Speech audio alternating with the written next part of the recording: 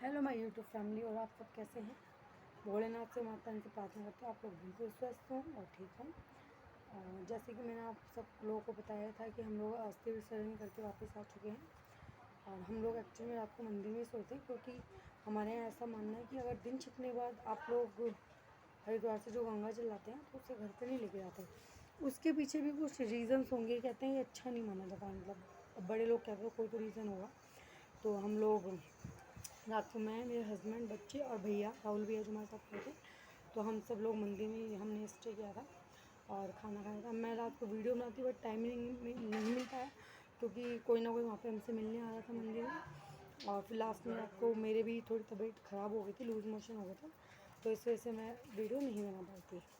तो अब मुझे आप लोगों को बताना था कि जैसे कि अब फिर हम लोग रात को मंदिर में सोए थे, फिर सुबह 6 बजे के करीब हमारी मतलब फैमिली है जो सब लोग मंदिर गए। जो हम गंगा जल लाए थे उसको तो हमने मंदिर में ठाकुर जी के पास रख दिया और फिर हम लोग घर पे आ गए। उसके बाद हमारा वही रूटीन है कि नहाओ धो, और उसके बाद जैसे मैंने मम्मी जी का काम किया था, मतलब हमारे यहाँ पे ऐसा होता है कि जो जिस रूम में हमने मम्मी को डेथ के बाद मिलाया था, तो उस रूम की जो सफाई करता है ना, वो मतलब क्या कहते हैं, काम नहीं करता। वो सिर्फ बैठा रहता है। जैसे कि मैं फ्री हूँ, मैं कुछ नहीं काम करती हूँ, सिर्फ नहाती हूँ अपना और पूजा, मतलब जहाँ पे वो कोई मिलने आता है, मतलब डेथ के बारे में पूछना आता है, तो वहाँ बैठे थे हम लोग और कुछ बस वो सब किया। उसके बाद आज फास्ट था, एकादशी है, तो व्रत किया था। पर सही में अभी बिल्कुल भी ऐसा फील नहीं हो रहा कि मम्मी हमारे बीच में नहीं है। ऐसा लगता है कि वो कहीं से हमें देख रही हैं। और मेरे हस्बैंड भी बताते हैं कि अब जैसे वो लोग उनकी पूजा कर रहे हैं, मतलब क्रिया कर रहे हैं उनके आगे की, तो वो भी कहते हैं कि मुझे ऐसा फील ही नहीं हो रहा कि मम्मा मेरे साथ नहीं है।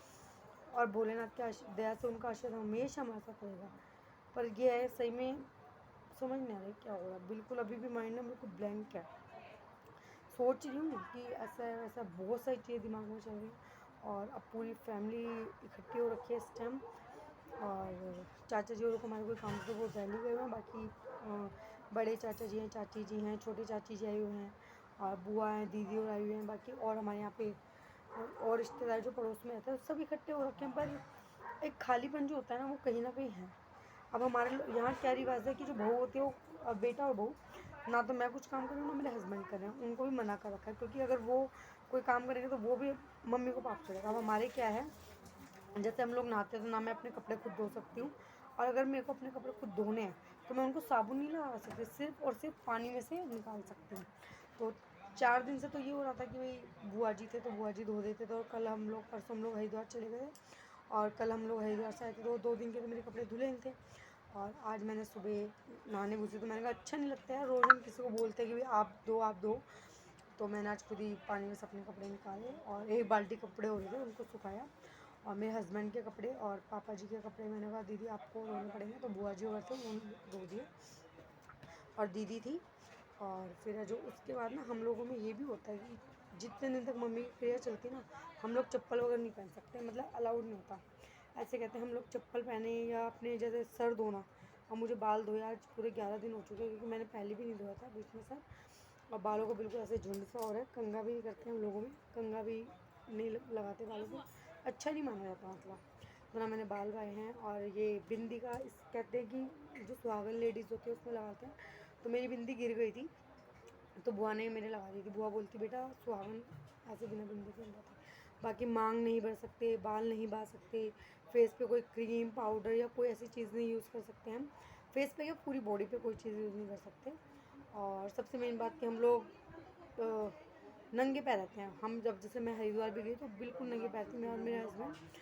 बट हस्बैंड ने तो आज से जो रबड़ की चप्पल चालू कर दी, क्योंकि उनको बताया था जो पंडित जी क्रिया करवाते थे, तो उन्होंने बोला था कि आप ना रबड़ की चप्पल पहन सकते हो, तो उन्होंने तो रबड़ की चप्पल पहन ली थी और मैं मतलब विदाउट स्लीपर की थी। और ये मेरे हस्बैंड आ चुके हैं और ये देखिए अपनी मम्मी को बहुत मिस कर रहे हैं। और भगवान से प्रार्थना कीजिए कि इनको ताकत दे इस परिस्थिति से बाहर निकलने के लिए, क्योंकि मुझे पता है देखिए माँ बाप से बढ़ के जीवन में कुछ नहीं है। इंसान को सब कुछ मिल सकता है पर माँ बाप नहीं मिल सकता। पर मैं भोलेनाथ से बहुत बहुत धन्यवाद करती हूँ मुझे इतना अच्छा हस्बैंड देने के लिए, क्योंकि कुछ चीज़ ऐसी जो मैं आपके साथ शेयर करूँगी बट अभी शायद उसका राइट टाइम नहीं है कि मैं मेंटली थोड़ा मतलब वैसे फिट हूँ बट थोड़ा होता है ना, प्रेशराइज हो जाता है बंदा भाई। जैसे आपको पता है 1.5 साल से मम्मी बीमार थे, तो थोड़ा इस तरीके से थोड़ा माइंड ना डिस्टर्ब हो जाता है कई बार। पर मेरे हस्बैंड ने हमें अभी आपसे कुछ बोलना चाह रहे हैं, प्लीज़ सुनिए। जय महाकाल। मैं आप सभी आत्माओं को नमन करता हूँ और मैं तो सिर्फ एक ही प्रार्थना करना चाहूँगा हमारी माता जी के लिए।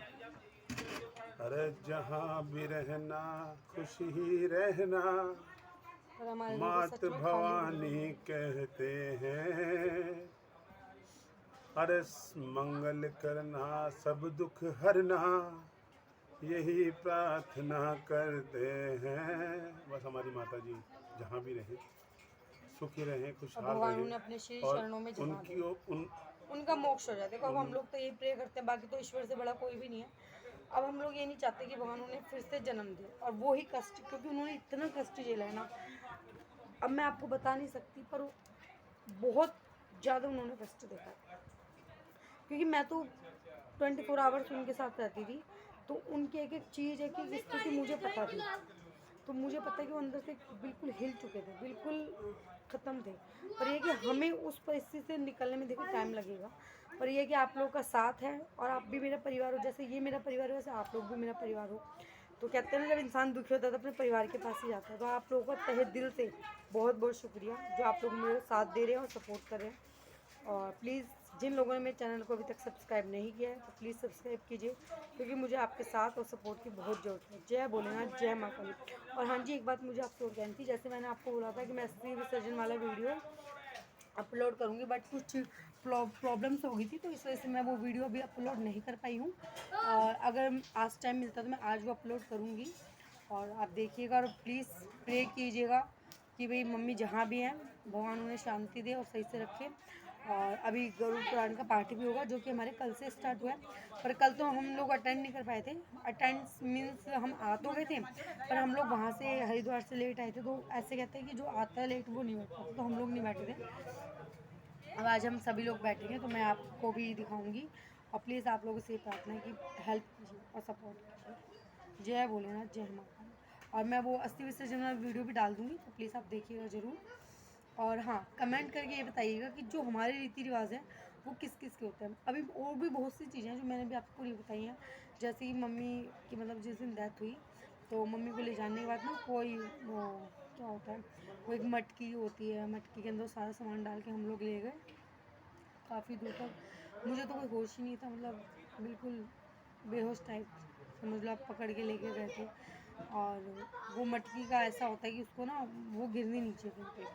तो जहाँ हमारा पूजा का जगह था हम लोग वहाँ गए, और फिर वो चाची ने बोला कि बेटा इसको मटकी को ज़ोर से गिरा। हमने ज़ोर से गिराई, मैंने उसको, वो टूट गई।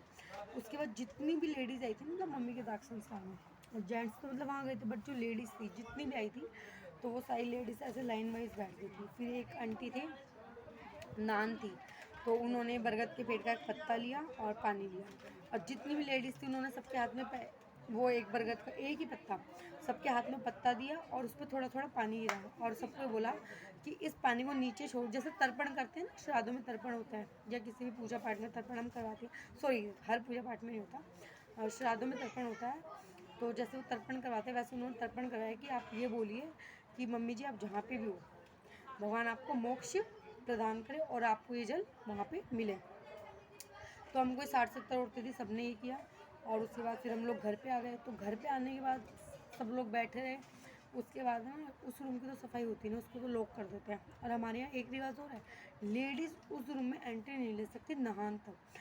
नहान मतलब 9वें दिन तक। और 9वें दिन हम लोग सरवर धोते हैं पूरा, मतलब बॉडी पे अपना शैम्पू तेल सब लगाते हैं। पर हमारे यहाँ ये रिवाज है कि 9वें दिन हमारे नहीं होता है, क्योंकि जो हमारे यहाँ विधवा लेडीज़ होती है ना, जो विधवा होती है उनका तो 9वें दिन नहान होता है, और जो सुहागन होती है उनका 11वें दिन होता है। तो हमारे मम्मी जी का 11वें दिन है, हम लोग 11वें दिन करेंगे। और नेक्स्ट संडे को, ये उनका नेक्स्ट संडे को हम लोग करेंगे। तो उसका भी मैं वीडियो बनाऊंगी अगर पॉसिबल हुआ तो, क्योंकि कुछ जगह ऐसी है जहाँ पे मैं वीडियोस नहीं बना सकती, तो वो मेरे से गलती हो सकती है। बट मैं कोशिश करूँगी कि मैं आपको सब कुछ दिखा पाऊँ। जैसे अब हमने वहाँ पे हरिद्वार में वो अस्थि विसर्जन का मैंने बनाया, पर जो मम्मी की दाद थी ना, उनको फूल बोलते हैं हम लोगों में, उन फूलों को जब गंगा जी में विसर्जित किया तो उसका वीडियो मैं नहीं बना पाई थी, तो वो मैं मिस कर रही हूँ, मैं खुद भी मिस कर रही हूँ और वो मेरे से गलती हुई है, तो मैं उसके लिए सो रही हूँ, मैं खुद भी सो रही हूँ। और अब फिर उसके बाद ना हमारे कड़वा रोटी का घास बोलते हैं, और नीम के पत्ते लाए, फिर तथा रोटी का बाइट लिया और नीम के पत्ते से लेके मुंह पे लगा के उतार, मुंह पे टच करके रख देते हैं, मतलब कि आपने कड़वा घास ले लिया। कड़वा मीन्स कि आपके परिवार में इतनी बड़ी ट्रेजेडी हो चुकी है कि अब आपको रोटी खाना भी कड़वा लग रहा है, तो ये हमारे होता है। और भी बहुत सारे रिचुअल्स हैं, फर्स्ट टाइम अटेंड कर रही हूँ, फर्स्ट टाइम सब कुछ खुद कर रही हूँ। अब चाची जो मम्मी बुआ जी और सब बताते हैं भाई ऐसे करना है बेटा, ऐसे करना है, तो उनकी हेल्प से बहुत अच्छे से सब कुछ हो रहा है। और सबसे मेन बात ये है ना, भगवान ऐसा परिवार सबको दे। मेरी फैमिली बहुत अच्छी है, फैमिली में सब लोग बहुत अच्छे हैं, चाचा जी और हैं, चाची जी और हैं, बुआ जी और हैं, दीदी और हैं, सब बहुत अच्छे हैं मेरी फैमिली में। तो आप लोग मुझे कमेंट करके बताइएगा कि ये रीति रिवाज किस किस को होता है। बाकी मैं जो जो वीडियोस बनाना मेरा पॉसिबल होगा, बस वो सब यूट्यूब पे डालूंगी, आप देखिएगा। जय भोलेनाथ, जय माता दी।